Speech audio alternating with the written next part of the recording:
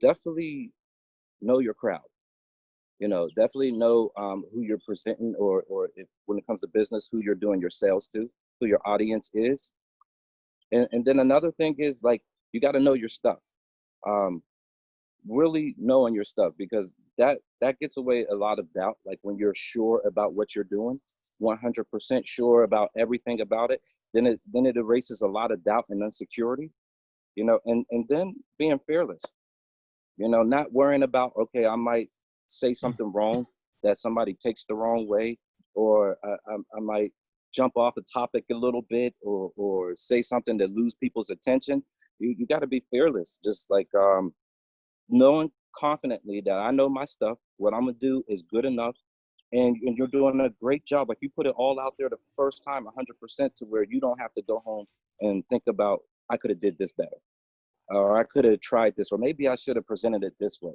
You know, I think put it all out there the very first time. This way, it leaves no chances for doubts or regrets. When it comes to acting, it's everything. Like they say, body language is speaks higher volume than the actual words that you're saying. Because a lot of times, people can turn the volume off of the movie or the screen or whatever, and just watch your actions, and it tells the whole entire story without them even hearing what you're saying. So I would say with that, is it's like the most important. Your body language says everything, and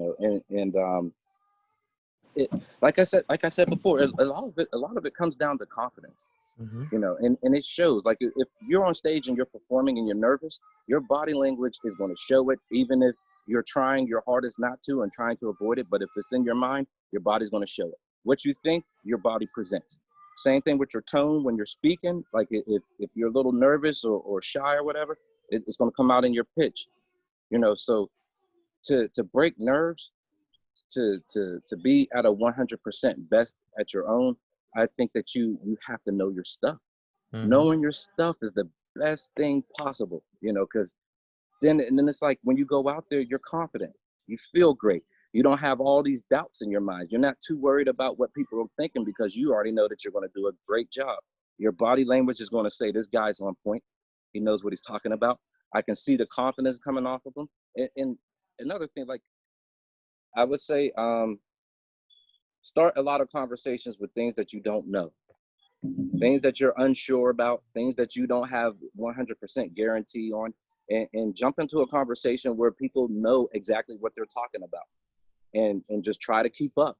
You know, try to follow things that you don't have all that education on.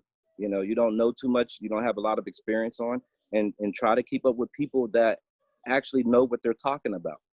And it creates a playing field for you to adapt fast, for you to be able to catch up, and at least present like something. Like, you're not that shallow or that empty of a shell to where you don't know anything about what they're talking about. And it helps you with improv, because you got to think fast. You got to be fast on your feet. Um, Another thing that really helps with that is telling jokes. Like, when you're telling jokes with somebody, you have to be really quick. You got to be fast on your feet. You're trying to say punchlines that will make people laugh and cause a reaction out of people, an honest reaction. And it helps. It helps. Like, with improving, I would say the best thing to be is fast on your feet, and be yourself. Be original.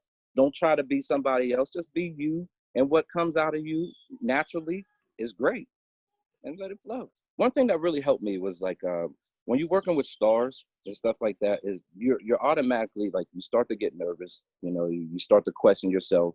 Sometimes you might even have that sense of insecurity, like, are you good enough to be working with them?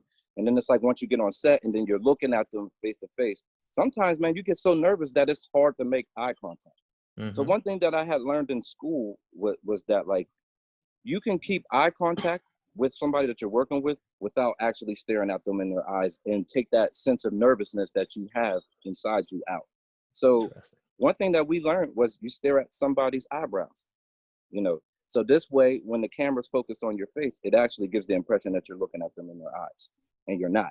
So this way, you're looking at their eyebrows, and it doesn't make you as nervous as staring in their eyes. And I would say, this is like beginning.